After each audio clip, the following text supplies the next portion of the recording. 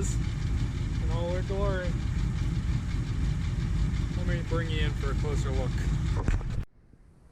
Alright, so I'm going to start you with a rundown of the exterior of this truck. Let me start by saying the hood does close. I just don't latch it because it gets open so regularly between being a work in progress and attaching and detaching the battery cable for parking, because she is not in good condition for driving right now, despite the fact that she does move under her own power. But let me start with when I bought this truck. It was already lifted this high. Biggest difference that you'd notice in a picture is the bed. This truck came with a utility box style bed. This truck started life as two-wheel drive, and that bed was on there from the roofing company that used to own this truck. They're the ones who painted it green. If you look at this logo, you can kind of see the shape of a roof with a little chimney and some other stuff down there. If you go around to the other side, I think you can actually read where it says roofers on it somewhere. Had they never sanded the logo off, I probably would have left it exactly how it was, because, it would have given it that cool old work truck kind of feel. But they sanded the logo, paint screwed up anyways, so I decided to swap the bed. This bed did come with the purchase of this truck. When I bought the truck, this guy had this sitting in his backyard, and he said, "I like the offer you're giving me, you get to have all my parts." This was included. It also came with this tailgate. People get a kick out of this tailgate because it seems to match the truck pretty well and my personality. I think it's pretty cool. I had to put those taillights in because it did not come with any. Those are cheap, really crappy taillights. The plastic's already starting to crack. This truck, when I purchased it, was on 37-inch Goodyear military tires with a 16.5-inch rim. Nothing against that particular type of tire, other than the rims were rusty and starting to look crappy, and then the tires weren't round. They were about a 1/4 inch out. If you picked up the truck and just spun them, there's about a 1/4 inch of variation you could watch in the tire, and this truck would shake the crap out of you going down the road. Another thing is this truck does not have this grille from the factory. This is an 87 to 88 grille dual headlight. My truck is an 89, and I did not like the way the 89 grille looks, so I swapped it to the 88. I still have to get the electrical and the actual buckets and stuff to finish it, but that's, work in progress. When the truck starts running and driving, then I'll concern myself with doing that. This truck has approximately 5.5 inches worth of lift in the rear, all off of a lift block, and I do not like that. I find that to be rather sketchy and scary, but it works for now. The body is lifted about 1.5 inches. 1.5 inches is not a standard body lift kit size, but the guy who I bought the truck off of had installed them incorrectly, so I have the hard bushing between the cab and the frame, and then a soft bushing that holds it all together.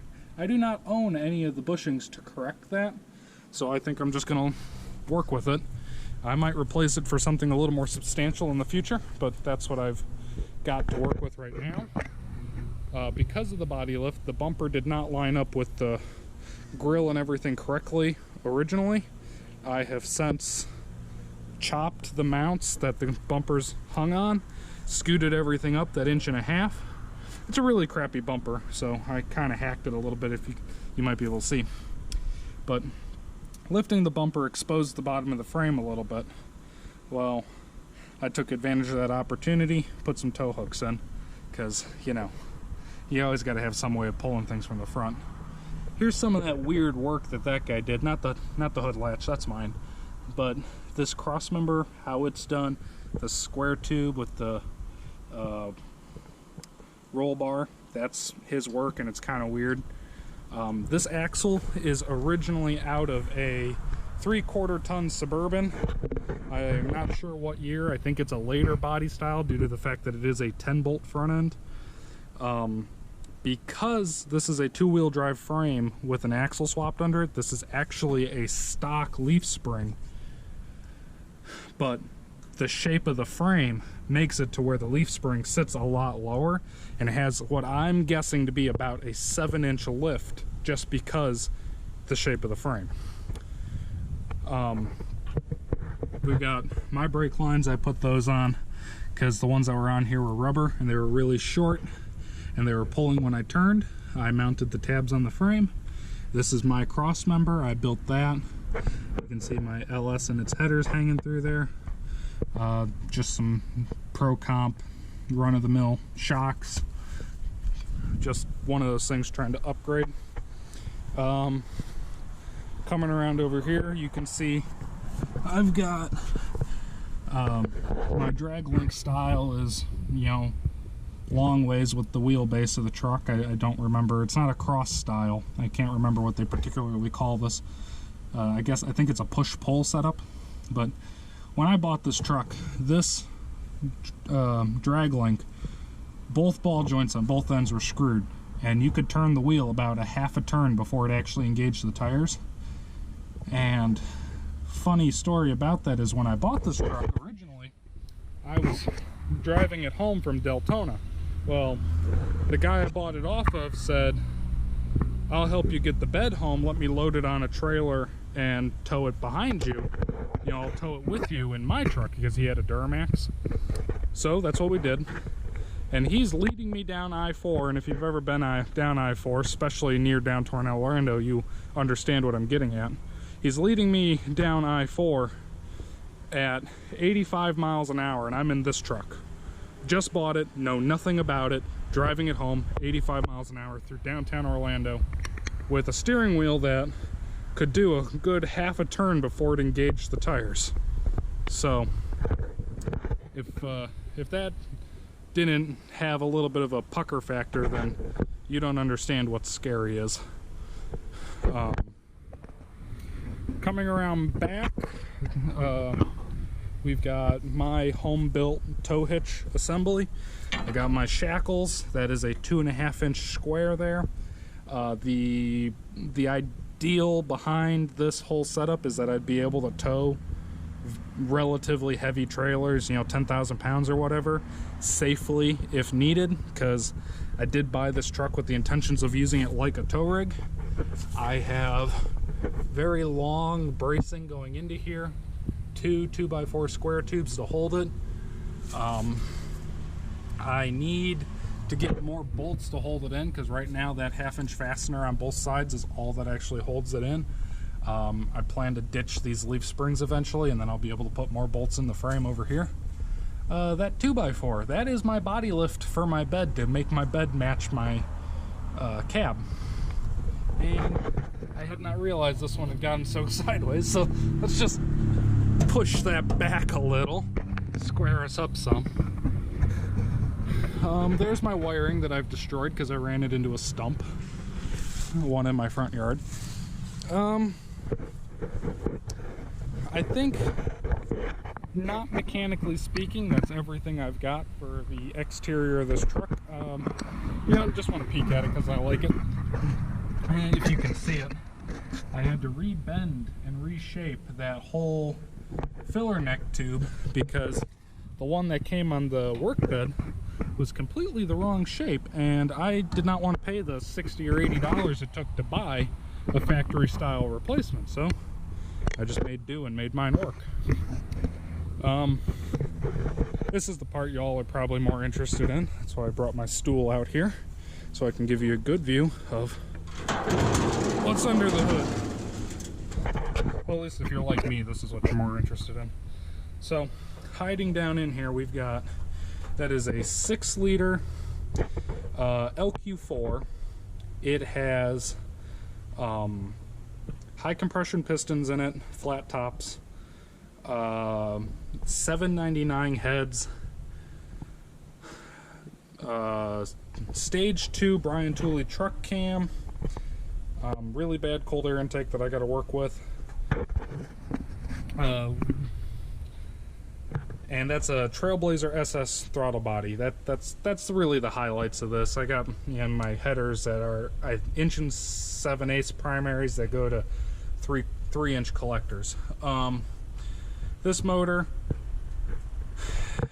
I got messed up on the pistons in it, and I am pretty sure the pistons are too small for the bore. I do not own the tools for correctly measuring it, so I trusted a guy, and I trusted to trust a guy, and I went off of his word saying that it was a stock bore. That is not true. It is wrong. It needs to get pulled out, sent to the machine shop, and repaired. Ultimately, this motor, my intentions is I wanted over 400 foot-pounds of torque at really low RPM, which there's no reason this one shouldn't be making over 400 foot-pounds by 2,000 RPM. And I wanted more reliability. Didn't really care about fuel economy, but if I get it, I get it. I had a small block Chevy in here for... The truck's originally a small block Chevy truck, but it was just a crappy Goodwrench motor.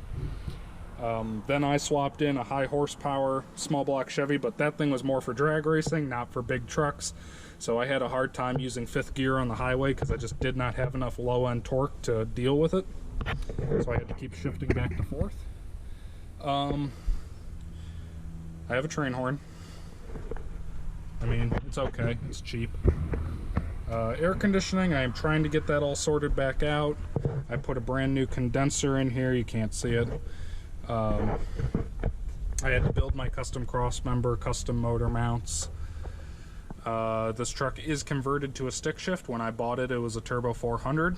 I roasted that transmission over driving home from work one day. I was going 90 miles an hour the whole way home down the turnpike for about 35 miles or something, and then I had gotten off onto the surface streets, no longer having a 3rd gear.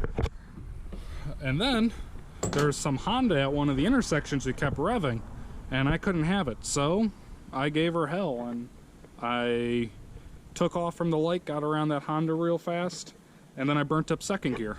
Luckily, I was only about a mile from home, so I limped it home in 1st. Went pretty slow. But that's the story of how the Turbo 400 went to the way. Killed it. Going inside the truck, she is a very, very plain truck. Don't mind my spray paint splashes. That was me trying to figure out a color for in here. I'm ultimately going to just go body matched. The dashboard is not original to this truck. I don't know where it came from, but it's in really awesome condition. It's the wrong color though, because I want everything black. The vice grips are not mine. Well, I bought them with the truck, and I had put the crank on it, but then the crank stripped out because they already messed up the knurls, so that's screwed until I get a new regulator in the door. Underneath the dash here, you can see I got my OBD2, clutch pedal, completely homemade fabrication. Brake pedal, I sliced it off so I could have a clutch pedal pad. Obviously, throttle. The stick shift. This is one of the more exciting aspects of this truck. It has got an NV4500.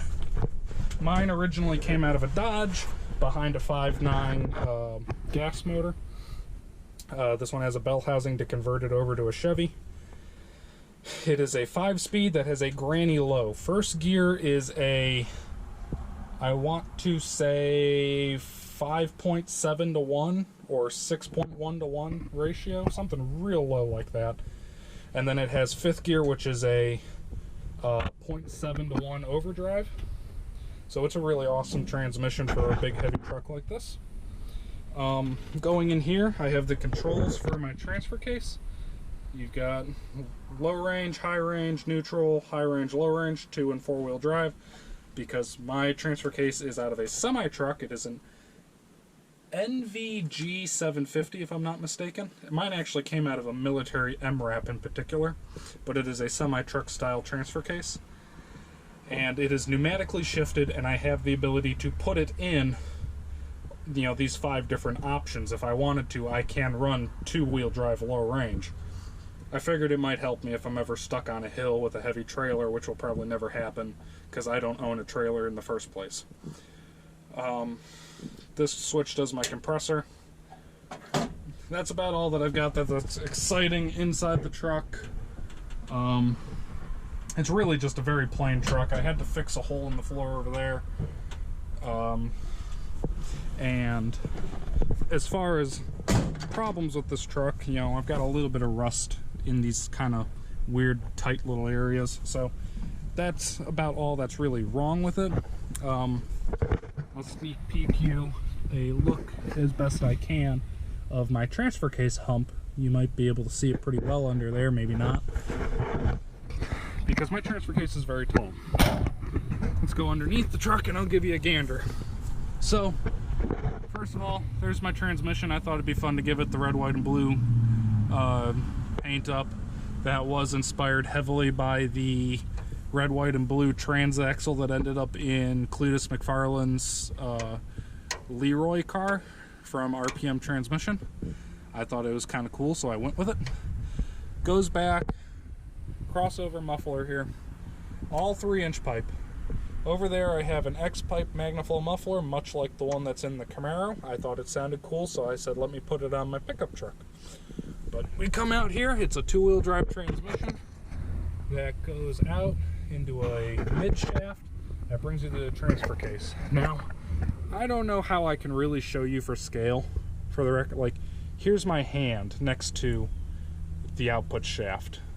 This is a 1350 U-joint, you know, the big ones. And that is a 6-inch shaft adapter plate. I spent a lot of money getting those made. This transfer case, I estimate, weighs about 400 pounds. It has 11-inch drop from input to output. Because of that, I was able to tuck my drive shaft very tight to the floor for my mid shaft. It did not fit worth a damn, so I had to cut a hole in the floor to give it room to head up into the cab. There's my pneumatic shifters. I've got my neutral, low, high, and 4-wheel drive. All the air coming in, the air going out for vent. And then here on this side, we got where they all go into the transmission, or the transfer case, to set them where they go. You can follow the exhaust. It comes out the side there, splits back to this side for this one. It's not hooked up yet. I have not finished it. You can see my pie cuts aren't welded. It is literally just hung because I was working on it, but I haven't gotten there yet. The same thing with this other side. It's just a start. It's cut right there. That's as far as it goes. Going back, you can see the rear end. That's a 14-bolt Chevy, you know, full floater style. Funny story about this rear end is I wheel hopped this truck real bad a few months before I started doing the motor swap, and in the process of wheel hopping it, I managed to pinch my U-joint caps, both sides, stretched them so there's a they were loose. The tire jumped so hard that it caught the bedwell and pulled it back. It was a very violent ride. I'm surprised not more is broken. I was trying to do a drag pull in it because that's what people do with 6,000-pound crew cabs from the 80s. Actually, you can kind of see a little wiggle on that U-joint right now. It's a hell of a lot better than it was when I first discovered that I had broken it. But there is a tiny bit of wiggle on there. What I had to do, because I needed this truck the very next day, is I welded a little bead across the inside of these straps because I needed it. And that bead is what made up for a lot of the slack that was in here. But as you can see, it's wiggling a little bit, which means we're due to fix it again anyways. But when I wheel hopped it, you can see I trashed this carrier portion here. So when I go to fix this U-joint is going to be the time that I replace the entire drive shaft. This one works good and there's nothing really wrong with it, but I wrecked that, and this is a really thin tubing. I think it's like 063 wall tubing, real thin.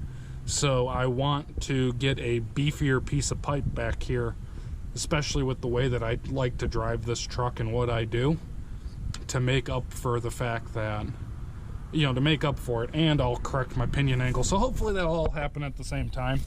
It has a crazy terrible pinion angle on it because the lift blocks have a correction manufactured into them where they, they're kind of wedge shaped.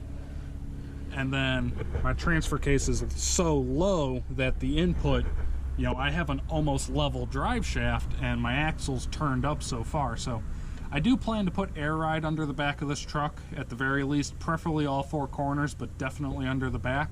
And when I switch it over to 4 links, or well, 3, A-arm 3 links, so it's going to have an upper control arm and then 2 lower links. When I switch it over, it's going to help. I will roll the axle correctly to make up for that. If we go around to the other side, and since my truck's so tall, let's just go underneath it. We come over to the other side, we got a Viair air compressor, a little 1-gallon tank because I really just need it to run the transfer case. The train horn is purely just, additional because I already have the resources to make it happen kind of deal. You can see some of my rust right there. And then I got that a little bit right there. So that's the big deal here with under the truck. Back to the front axle. So when I bought this truck, the guy assured me it had matching axles front and rear, and that that they were both 373 gears.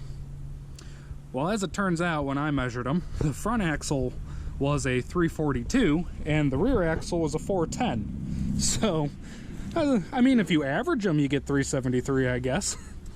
Well, I swapped the front gears to match the rear because the 410s actually work really great with the 37-inch tall tire. I get really low cruising RPM, but still plenty of brute force for, torque for moving it down the road. Let's pop back over here to the tires right quick.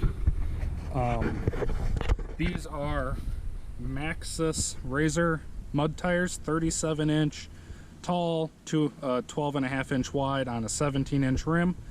17s I found is the cheapest way to buy 37-inch tires, and it's a pretty appropriate sidewall to rim diameter kind of ratio. So that's that. These are really awesome tires. I've got a few thousand miles on them, not a whole lot, maybe 2,000 or 3,000 on them in total. You can't tell that they're really wearing down at all so far. So, yeah, that's pretty good, I guess. All right, so I can't think of much else to show you about this truck.